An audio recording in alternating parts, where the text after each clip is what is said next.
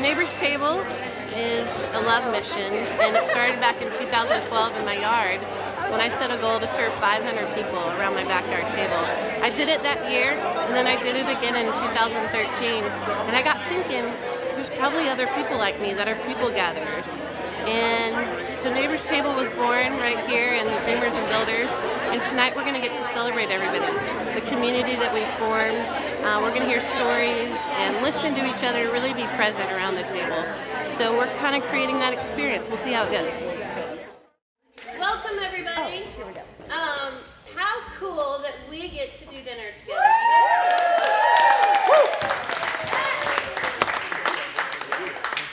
I mean, I love celebrating community at the table, and I cannot think of a sweeter community to celebrate than Dreamers and Builders and the Hustlers and the Launch Out crew.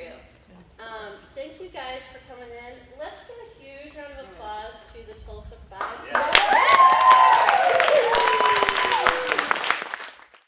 So let me kind of set up what tonight is going to look like after I make sure we all know who each other is. Tonight is about listening, and tonight is about our stories. So many times in our culture, we are so quick to share our own opinions without listening first. So this experience is going to be really unique. I want you to ask hard questions. I want you to say, tell me your story. Like, how did you get to D&B? What's your experience been like this past year? I really want us to listen. What I want you to continue to do as we sit down is to acknowledge each other. Like I said, listen to each other. This is going to be a different experience than we've had in a long time. Sometimes the table feels a little old-fashioned. We slow down a little. We've got karaoke waiting for us, but I want us to really be present here tonight. If you want to tweet, you can do that, but I want you to really be present. This is how we're going to do it. Everyone's got a place setting at the table. We've been expecting you. I've been praying over this table. You matter, and if a dinner can convince you of that, I want tonight to convince you of that. I'll tell you a little bit more about Neighbor's Table, maybe over dessert, but I want us to serve each other tonight. So if you see water glasses low, jump up and serve each other. You don't see any waitresses around here tonight, but we can be that for each other. This has been beautiful to see us all together tonight. Back in 2011, I'd been in Dallas for just a year, and it was kind of the height of my event planning career. I worked for St. Jude Children's Research Hospital. That's my day job. And I was planning galas. I had 11 galas in one fiscal year. If you've ever planned one gala, you know that 11 is a lot. Yes. I was really wrapped up in defining my identity and how I was performing at work. It was a really bad cycle I was in. So I became intentional when 2011 rolled around, and I chose a word or a phrase to kind of think about in 2011. And I picked the phrase, focus more on being than doing. I wanted to think about who I was being in the midst of that stress, because I knew the stress wasn't going anywhere. And in the doing, I wanted to do things that had to do with me kind of focusing more on my identity. And for me as a Christian, my identity in Christ. So I hired a guy. I got real intentional, and I hired this guy in Atlanta, and we talked on the phone once a week. And Eric was kind of like a mix between a life coach and maybe like discipleship. So we talked a lot about different shapes and like walking the path of grace and kind of reshaping my identity back in Christ. Well, as a Christian, he gave me this test in March, and it wasn't a spiritual gift test, but it was more like the roles we can play in the church. And my test came back that I was an evangelist. Like, that was my thing of how to add to the body. And I laughed, you guys. I was like, I am not a Billy Graham. Like, why did that come back? As an evangelist. And Eric really shaped that up for me. He goes, Sarah, I want you to think about that as a people gatherer. I want you to think about how you can gather people. And that's your role in the body and the church and the community. So I spent the rest of 2011 going, a people gather, like, what does that even mean? How can I, if that's how I'm wired, like, how could I do that? So I thought back to the very best times of my life. And a lot of times they're around the table. In grad school, just a crazy story, I had a cafe out of my house. It was super illegal. I had no license. But I played restaurant for 1 year. I served lunch 3 days a week out of my little house. It was called the Red Porch Cafe. It had a red porch painted. My university president would entertain campus guests there. People in this little town in Arkansas would come, and they kept coming. It was back when we had answer machines. Wow. And I would leave the menu for the week on the answer machine. People would say, I'd like to make a reservation for 4 at 11 o'clock on Wednesday. All my classes in grad school were at night, and I'd wake up and put a chef coat on, and I literally would play restaurant. It was the very best year of my life. I said, maybe there's something about that, the hospitality, the serving, the cooking, the creating. Maybe that's how the people gather. So I got intentional in 2012, and that year rolled around, and I picked a word. My word for 2012 was community. And I asked my dad if he'd build me a table where I could be intentional about gathering people. And so in 2012, I got real specific, and I said, I'm going to try to gather 500 people around my backyard table in 2012, one dinner party after another. Dad had never built a table before. He built the most gorgeous cedar farmhouse table with benches. And I had this like little grassy knoll in my backyard, and that table sits on my grassy knoll. There's an old tree that's slowly dying, that we dropped 2 chandeliers over the tables, and I went after it. I only knew 2 neighbors when I started. I was sort of new to Dallas still, and so I wanted to get to know the people that were exactly to the left and right of me and in my neighborhood. I wanted to kind of deepen roots with those relationships and friendships I had begun the first 2 years in Dallas. So my first party, I invited my neighbors. I put an invitation in the mail. It was like, I think my only invitation I ever really created. Most of it comes from a text or a phone call and says, be at my house at 6 tonight, we're having dinner. I sent an invitation to my neighbors. I defined what community is and what a neighbor is. I looked it up in Webster, and I just said, this is what it's about. My neighborhood's called So Hip, south of Highland Park, and we had a So Hip soiree. I had someone come and play guitar. It was a potluck, so everyone brought a dish and a beverage.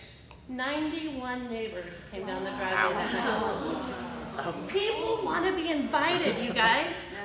They'll come.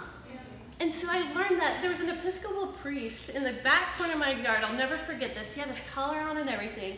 He sat back there and smoked a cigar, and it looked like confessional. Like people kept moving through. It was awesome. Father Will has been to my table several times, and it was that I will never forget that. I was on cloud 9 because people came. So people, as I told them what my goal was, they would ask me, Sarah, how's it going? Like they all knew 500 was my goal. I wanted to know what number they were. Dad's idea was to have everyone sign the top of the table. So together we've written this glorious story, and everyone's been writing on this table, and everyone's been writing this story together. So we celebrated birthdays, we celebrated graduations, we had a gathering between a funeral and a burial. We just got together in 2012, and it's changed my life. Nothing to me is more beautiful than what we did tonight, gathering around the table and just being and coming as we are. People know there's all kinds of people that show up at my table. It's not the holy huddle at my table. People are from all different corners of the earth. There's different jobs. Executives are next to 8th graders. Pilates instructors are next to plumbers. It's everybody. And 9 out of 10 times when people say, Sarah, that was the best dinner party ever, and I ask them why, they say the people. There's something about being with each other and just being present and being respectful and being listeners, kind of like what I said that our time together tonight was. Like, we're just all different. And I think, I know you guys have been saying, I can't believe you remembered everyone's name or whatever. Parties are about people to me. And if we can't get that right, the food doesn't matter, the decorations doesn't matter. Like, I want people to experience God's love at our table. And if I can be a glimmer of that, I feel like I'm being that evangelist, that people gather. So I'm still learning what that feels like and what that looks like. In 2012, on Thanksgiving Day, the 500th guest walked down the driveway. You could have heard our hooping and hollering 5 blocks over. My dad almost did a cartwheel. She came down and she had a crown that said 500 on it, a big necklace that said 500. And it was a silly goal, but it got me to be intentional about something, and it changed my life. I spent a lot of money that year. You can imagine just creating and having fun. So my word for 2013 was responsibility. After a year of community, responsibility wasn't too bad. I set a budget of $75 a month for food around my table. I was spending 3-4 times that much per dinner party in 2012. So in 2013, I served another $575 a month. And what that meant was it was more about a potluck. So everyone brought a dish, and they were part of the community before they even walked down the driveway. My rule at my table is if people love your dish, claim it. If not, we don't know how it showed up. There is freedom in potlucks.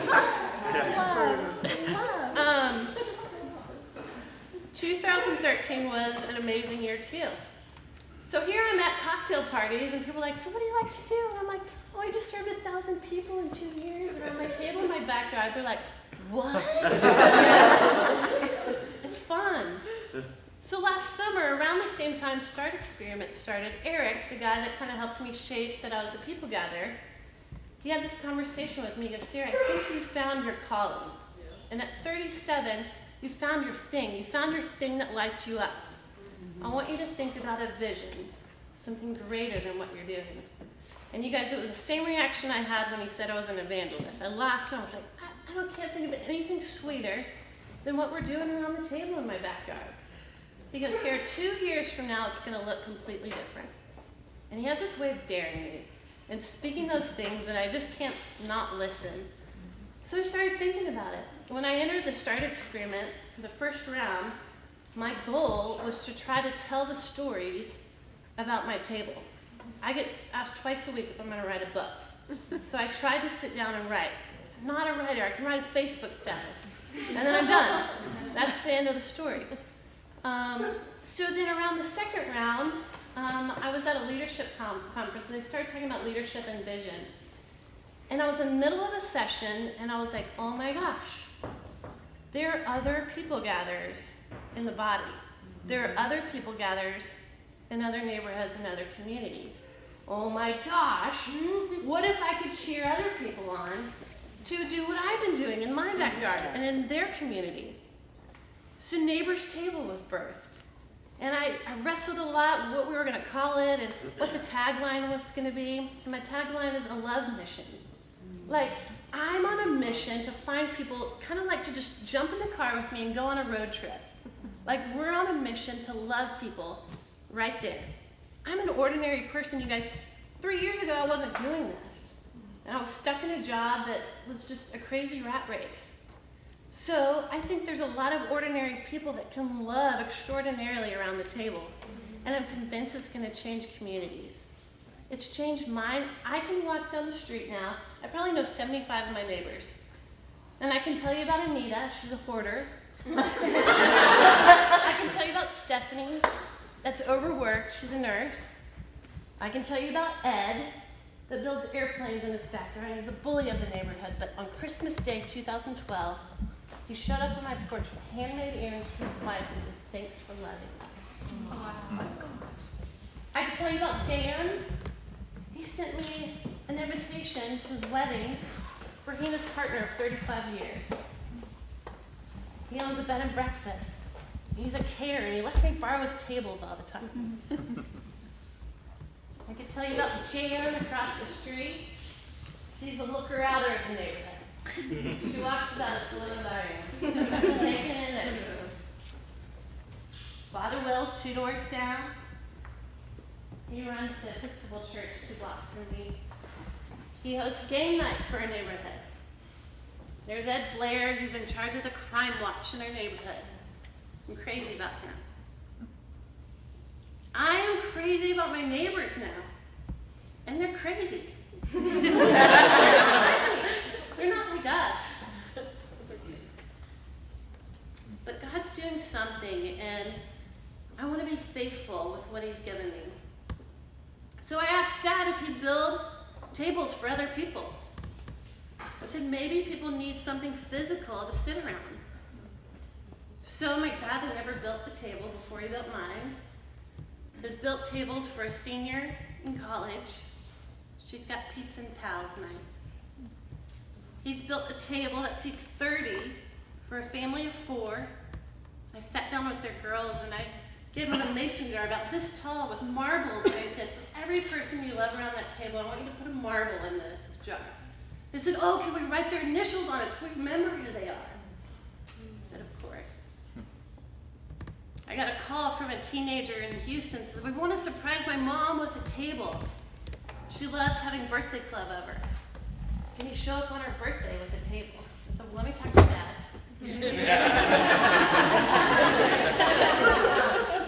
We surprised her mom with a table on her birthday, and 2 days later their first gathering was after her father-in-law's funeral. Their family was the first to sit around that table on a not-so-happy day. And you should have seen the text I got after that day and what that table meant to their family. We've made a table for a single girl in Fort Worth that used to work in the White House. She's studying for the bar right now. She had a party 2 weeks ago, and she goes, I just needed a break. Single girls can do awesome things too. I've got a table in the backyard of a restaurant owner. You guys would know the restaurant if I told you, and I'm not. They have over 100 restaurants. Hospitality is their middle name. They're going to be 11 people in their backyard. There's a cul-de-sac that has 2 neighbors' tables, and I'm talking to 2 more neighbors on that same cul-de-sac. Talk about a neighborhood that might get it. There's more. I've got a vision, because I'm kind of goal-oriented, to have one of our tables in every state by 2020. We're still in Texas. Do you know who's going to do a cartwheel the second we send a table outside Texas? Your dad? My dad. He's in it, you guys. I asked him a couple weeks ago, I said, Dad, I know you're retired. Do you want to build tables? Like, I know we're kind of headed that direction, but are you in? Because we can hire Pedros, and we can get guys to make tables. And he said, no, sir, I love the story. I'm in it. So Dad and I are doing this. Neighbor's table. I don't know. This year my word is story. And I don't think I'd be standing here telling you my story if I wasn't intentional about that. I first want to live a great story this year. Tonight was a beautiful chapter to this year for me. I want to tell my story. I've been under the radar. I do not like attention. This is really scary for me standing up here. I want to live a great story, and I'm going to tell my story. This year I've been asked to speak at conferences. Someone paid me in Nashville a couple weeks ago to tell my story. There's blogs writing about it, and you guys are a part of that. I could not be where we're at right now with Neighbor's Table had there not been this community. You guys were right there, so thank you. Keep writing it with me. We're just kind of getting started. So, I'm sweating.